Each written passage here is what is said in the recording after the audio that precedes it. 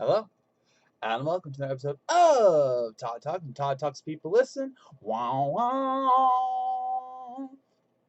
That was a Doctor Who reference, by the way. Hopefully, today we have a very interesting death battle to talk about because we have Cable from Marvel, specifically the X-Men, versus Booster Gold of DC Comics. Now, I'm not going to lie, when I first heard this matchup, I was totally leaning one way. Now I'm totally leaning the other way. Which way was it? Well, let's just break this down. So, first up, we have Cable, who is the son of Scott Summers and Madeline Pryor, not Jean Grey, but is Jean Grey because she was cloned from Jean Grey. It's complicated, but let's do the death battle version, all right? So, Mr. Sinister, one of the longtime enemies slash allies now of the enemy of the X-Men. Yes, of the enemy, ally of the enemy, ally of the X-Men, wanted to create a way to beat Apocalypse, the other super enemy, now technical ally of the X-Men. And to do this, he decided that it would only make sense if it would be the son of Scott Summers and Jean Grey. Comics, everybody. So, problem, the Dark Phoenix saga had just happened, and Jean was dead. But hey, Sinister's a genius, especially when it comes to cloning. So he cloned Jean Grey, made Madeline Pryor, got Scott to, and eventually Nathan Summers was born, also known as Nathaniel Summers, also known as Cable. Problem, even though Jean Grey came back and Scott and Jean were going to raise him as their own, he eventually got kidnapped by Apocalypse, got infected with a techno-organic virus, which would suppress his powers and make him basically die if he wasn't taken care of. Then a woman for the future came around and said, hey, I'll take him to the future. I can get him the cure. Fun fact, didn't work. And now he's a warrior for the future because in the future, Apocalypse reigns. Shock. And now he is a war-hardened mutant with an techno-organic arm, or basically a robot arm. And he is one of the most powerful mutants around and also one of the most technically sound mutants around, not unlike his father, who I like. I'm just saying right there, when Scott Summers comes to Death Battle, I will be cheering for him all the way. Anyway, so the thing that makes Cable so special is, well, there's a lot of things to make it special. Because he is the son of Scott and Jean Grey, he actually has an amalgamation of their powers very much. Some of which has even been enhanced because of the techno-organic virus, ironically enough. He is able to shoot optic blasts out of his eye and can even channel it into his guns. He has telepathy and telekinesis, which I'll be dabbling in a little bit more later. He has a wide variety of weapons because he's from the future. And his techno-organic virus, he's actually able to manipulate to his own will at points because he uses his telepathy to keep the virus at bay. That was one of the tricks he learned as he was trained in the future, okay? And through this, he was able to have like a very powerful right arm. Sorry, it's you gotta look at it the different way. It's the right or left arm. It's one of those two. And because of that, he is able to, punch things. It's much more durable than a regular human arm. And his cybernetic eye, which was also a result of the techno-organic virus, was able to let him see in various forms like heat vision, night vision, see invisible foes. He can track people from at least 2 miles away, etc., etc. And then there is the fact that he's a time traveler. The thing that really distinguishes Cable from the other mutants is that he frequently and epically travels back in time over and over and over again in order to try and prevent the future that is Apocalypse or Sinister or the Sentinels or the Avengers. In one case, he every time he comes back, something bad is happening in the future, and he's like, I've got to prevent this. Like some of you might remember the legendary X-Men the Animated Series cartoon where he came back one time to stop Apocalypse, and the only way he could do that was by having Wolverine get infected with the techno-organic virus because his healing factor could contradict that. And that saved the future until he went back and it was still screwed up. See, futures suck for the X-Men, all right? Can we just acknowledge that? Every timeline sucks. All right, even the House of X, where we learned that, we thought, oh, mutants are on top. No, now the X-Men aren't on top. It's and there, I'm not getting into this. It's a really good read though. But so Cable comes back a lot, but because of this makes him one of the most arguably experienced warriors and mutants ever, because he spends his life not relaxing, not enjoying life. He is in a constant fight for survival. He is in a constant battle to save the universe, save the world, and of course save mutant kind. So he'll do whatever it takes to do so, including in the current comics, having his younger self kill his older self because of the younger guy being mad at the older guy for screwing up. I kid you not. It happened. So now we have Teen Cable. Joy. Anyway, but usually his time hopping abilities is because of the technology he has. He also has an AI on his arm named Bell, who helps him with that. He is also able to what we call body slides. He can think of it like the blink ability from Tracer in Overwatch. She can go through space time. He can do the same thing. So he can teleport. He can time travel, and Bell helps him so he can do it a little bit more specifically. But as many people have noted, it's not always as precise as he would like it to be. But still, despite that, he's able to travel back and forth in time. He was a key part of the Second Coming arc, which was the birth of Hope, who was the first mutant born since No More Mutants, because they just weren't being born, and she was the key. So he spent in canon, about, what was it, like 15 years, something like that. He spent a lot of time raising baby Hope until she turned into Teen Hope, and then he brought Teen Hope back to, restart the mutant race, which she did. So it just came at the cost of his life, but that's another story entirely. But yeah, Cable's been around, and he has saved the X-Men and the world from innumerous possible dark futures, which is also the timeline of Bishop, basically. But Cable's done it better. Now, in terms of feats, his feats are wow. He has battled Apocalypse on multiple occasions, including at times fighting evenly with him. He has his clone brother Strife. He's gone toe-to-toe with him multiple times.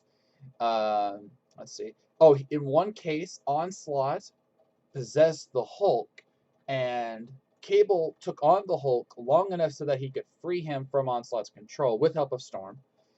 He's taken down the Avengers with prep time.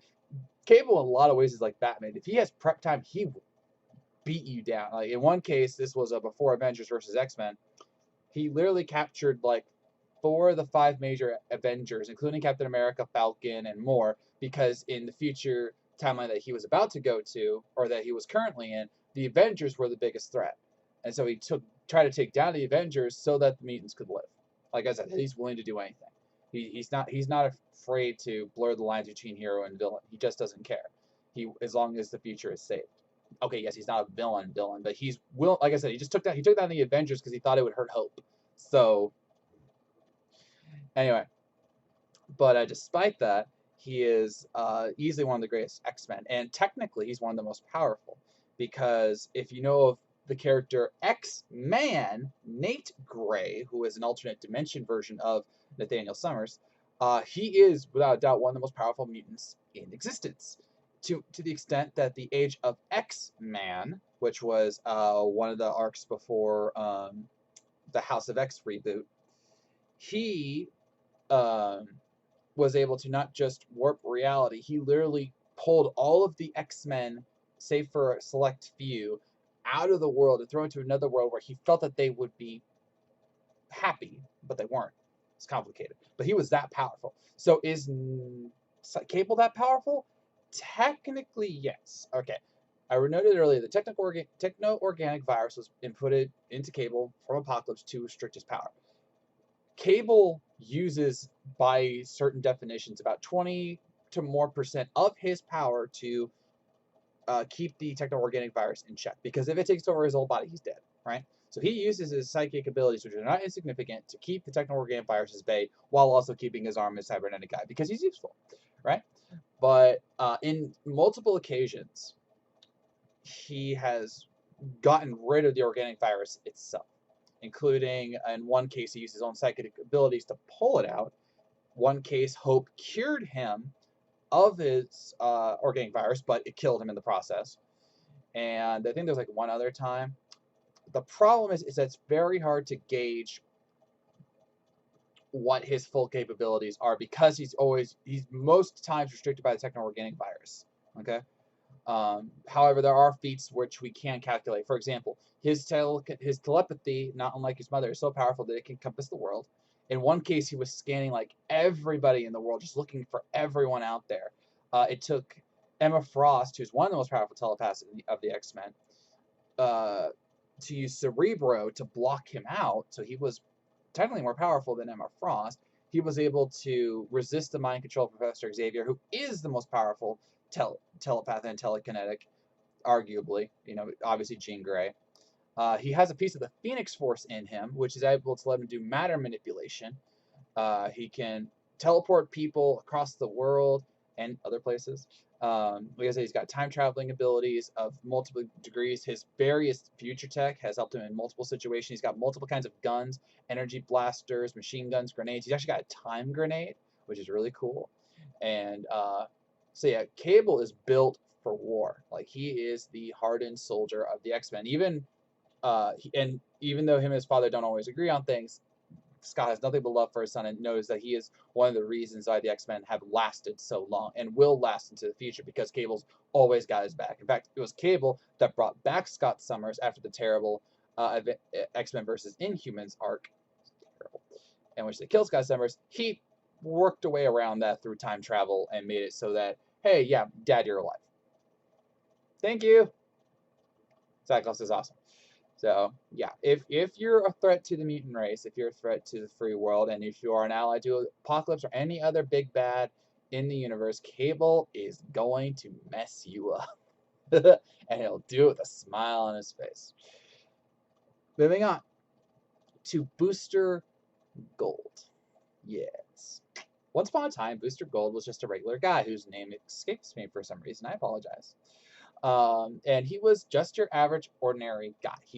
But he was a football player and a very, very good one. In fact, part of the name Booster Gold actually came from his fact that he was so fast on the field that it was like booster engine.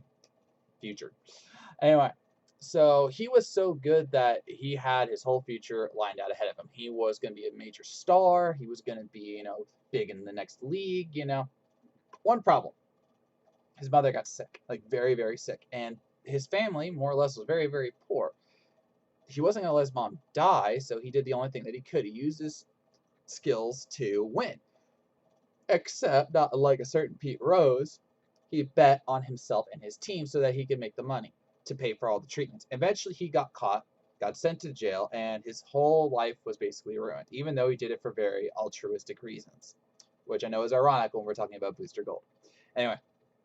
So eventually he got a job as a security guard at a museum. And this museum was very decked out in that it had an exhibit about superheroes, specifically the 20th century superheroes, aka, Superman, Batman, Wonder Woman, all of them. And eventually he realized, hey, I can fix everything by going to the past and building myself a better future. So he stole a whole bunch of tech from the museum, which, as Boomstick notes, is actually kind of stupid considering they hired an ex-con. Which, okay, he wasn't really a con, but whatever.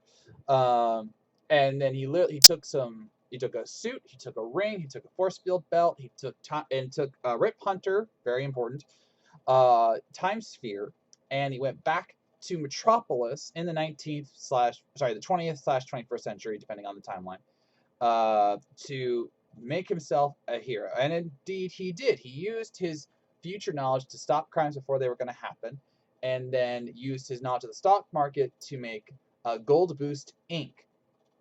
And he would use it as his PR firm to make himself the world's greatest hero. And eventually he met Ronald Reagan, who called him Booster Gold and not Gold Boost, and thus the name stuck. Does this sound like a superhero to you? It really, really shouldn't.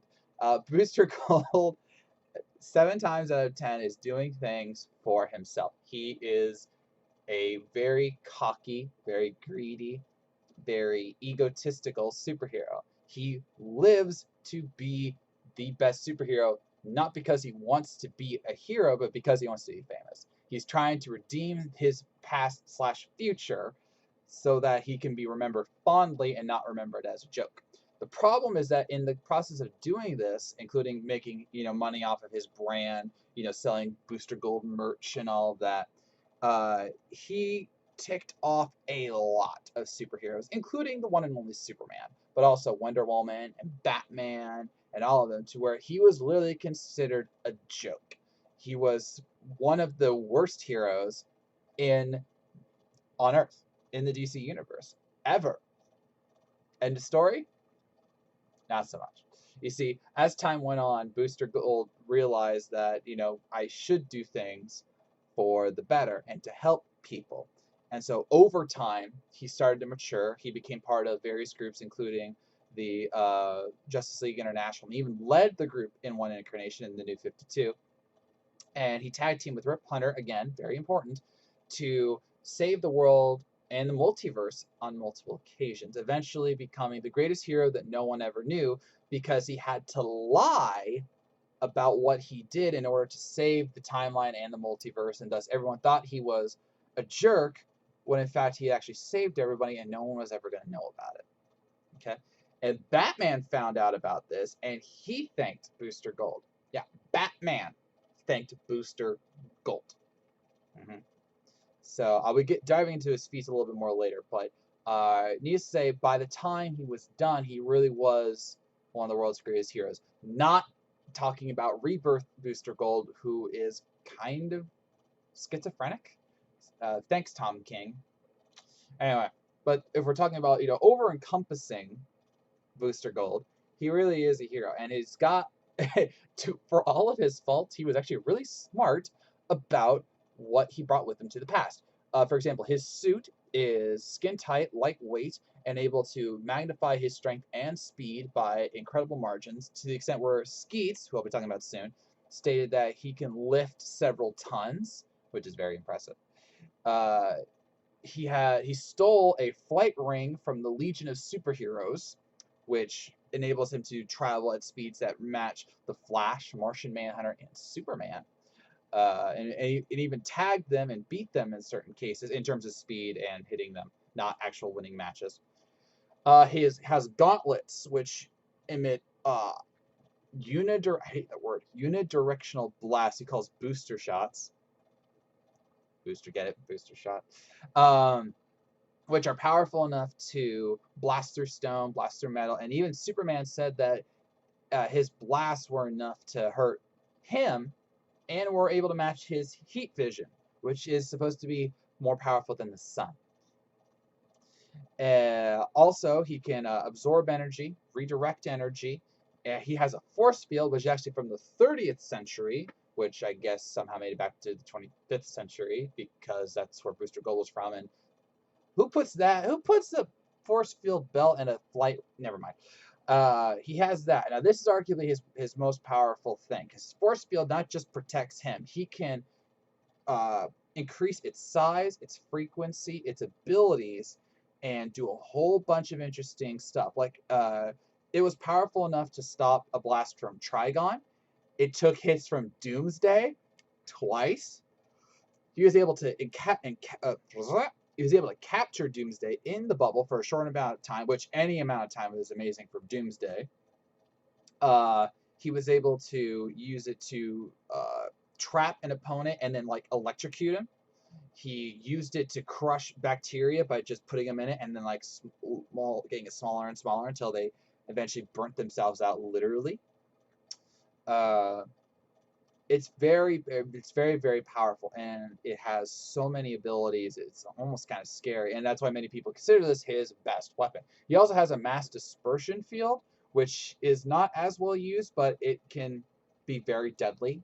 And I won't go into it, but let's just say it's a very powerful weapon and an extension of the force field.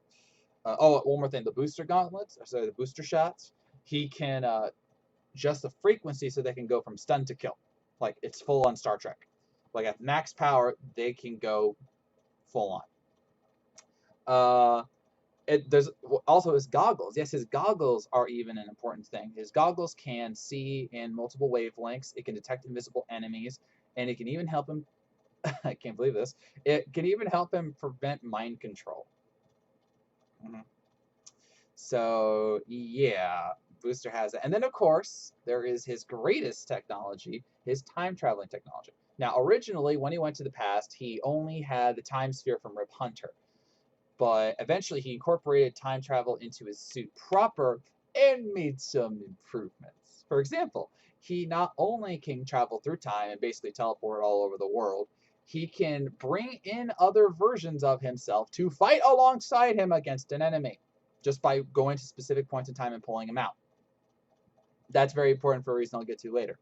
But yeah, he has precise control over time. He is able to go to any time he wants to. And in fact, that's why Booster Gold, in some ways, is a screw up. If you want to reference the Tom King arc, he went back in time and actually tried to get Batman a birthday present by not having his parents killed. The problem was that this caused a major fluctuation in the time stream. And this made Batman, who was married to, sorry, this made Catwoman, who was married to Batman at the time, his greatest enemy because Catwoman kills his parents right in front of him. It's messy. Booster doesn't always make the best decisions, but you know, he again, this is just one version of him. The greatest version of him, though, which I have alluded to, willingly sacrificed himself to save the multiverse on multiple occasions, including beating a being called Rex Hunter, not Rip, Rex Hunter, who was literally composed of chronal energy, that's time energy, that was creating anomalies all over the world. He beat Mr. Mind and saved the multiverse and then recreated it to make sure that it survived. I think I said that right. Yeah, he saved the multiverse and then helped recreate the multiverse. And then in his greatest moment, he was dying, and then he became the literal god of time in Wave Rider. Yes, Booster Gold is a god. Now, here's the catch. I mean, not the catch. Here's the thing you need to know. Booster Gold, for a long time, was deemed a joke until Rip Hunter, the Time Lord, came around and taught him the ropes of what it really meant to be a hero and helped him be the greatest hero that nobody ever knew.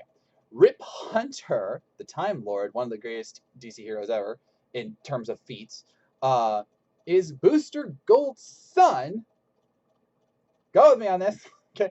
Booster Gold's son, and Booster eventually would find this out and have Rip make sure that he would go into the past to train Booster Gold so that he would become, the hero he needed to be, and then eventually he would be revered by the Time Lords and everybody else. So technically, his destiny was to go from schmuck to zero to hero to God.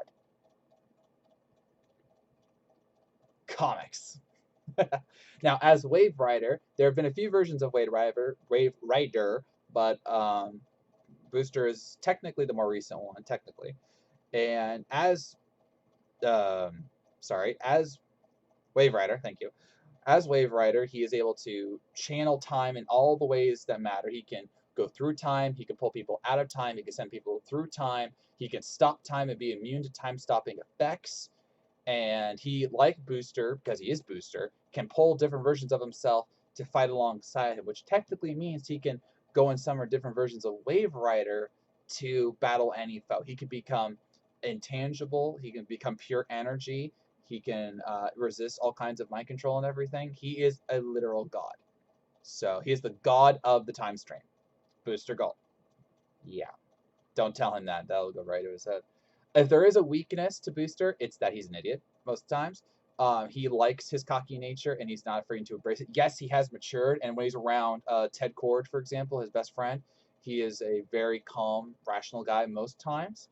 Also, his suit and everything that is in him, or powers-wise, is powered by 25th century energy cells, and these can last for a very long time. But the more Booster uses them, the more they get depleted. So technically speaking, if you were to drain his powers, drain his battery cells, his powers would be gone, and he'd only be left with certain things like the flight ring and minimal protection from his suit.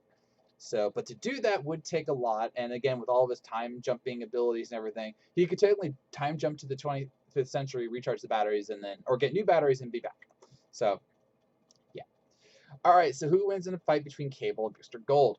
I definitively thought that Cable had this the moment I heard this matchup because I'm like, this is Cable. This is a guy who has gone through time and fought wars over and over again versus the idiot that is Booster Gold. And yes, I knew of most of what Booster Gold's feats were, including like the whole greatest story never told. They even made that into a Justice League Unlimited episode. But once you actually dive into Booster Gold's powers, he technically outstrips Cable in many facets. Now, it should be noted that the force field that Booster Gold has can resist most things, but it's stated that it can be overpowered by a powerful enough magical user or telepath, which you would think would be Cable. But Booster Gold, without his force field, has been able to resist the powers of Maxwell Lord and Starro. So with his force field at max power, you could argue that Cable won't be able to break it, or at least not in a quick amount of time for Booster not to counter in some way. In terms of, and I say that because Starro is one of the most powerful telepathic beings in the universe, and Maxwell Lord, much like Cable, was able to scan a planet, and Maxwell Lord was able to control the Justice League. All of them, including Superman, in which he fought Wonder Woman, if you remember past death battles. Anyway, so I would argue that Cable cannot overpower Booster Gold's force field. Now, in terms of time traveling abilities, they both have it. They both have, variations of it. But here's the catch.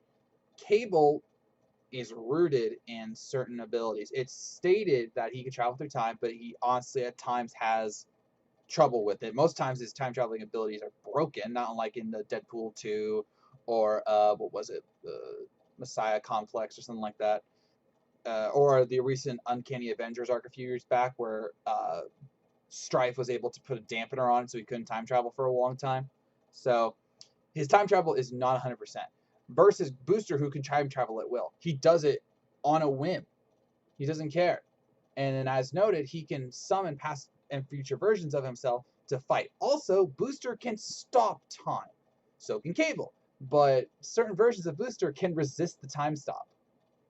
Okay? So that really wouldn't help him, Cable. And then, as we noted, Wave Rider is the god of the time stream. So, technically speaking, Booster Gold, should he be dying, his future self would just beam in and probably save him because that's what a god of the time stream would do. And there's nothing that Cable could do against Wave Rider because he is intangible at times. He could freeze time himself, and even if Cable dropped the time grenade, it wouldn't matter to him. He could summon all types of energy to blast Cable with. And while both of them have been proven to die various times, because of how this is going to be a time travel battle. This is going to be, if you thought Ben 10 versus Green Lantern was a time travel battle, this is going to be a time travel battle. And if we're coming down to who has the better time travel abilities, that's Booster Gold. All right? And as noted, his gauntlets have the ability to kill people at full power. He has resisted blasts from Doomsday, Sinestro, Trigon, Kryptonian machines designed to kill Kryptonians. All right? His force. They say gauntlets. I meant force field. So whatever. His gauntlets are as powerful as Superman's heat vision, and we're able to do so many different things. His flight ring, just the flight ring, which is an independent property because it's just a ring, is able to fly basically faster than light. Okay, to the extent where he outpaced Martian Manhunter, was able to keep up with the Flash when he was trying to enter the Speed Force, kept up with Superman, and even tagged the Flash at times. And his force field can be brought up in a microsecond, like when in his battle with Doomsday. So he's faster than Cable, no doubt. He's able to resist his telepathic and telekinetic powers. His guns wouldn't do much. Cable's guns wouldn't do much against the force field. Booster Gold could throw the force field at Cable and just scrunch him. And his time travel abilities just far outpace him. So, unbelievably, I am picking Booster Gold. And with that, I am ending this episode of Todd Talk. Who do you think is going to win the battle of the time travelers, Cable or Booster Gold? Do let me know in the comments below. And what are you most looking forward to in this fight? What do you hope to see in this fight? Let me know. So, I thank you for watching. If you made this far, I know you were listening, and I'll see you around.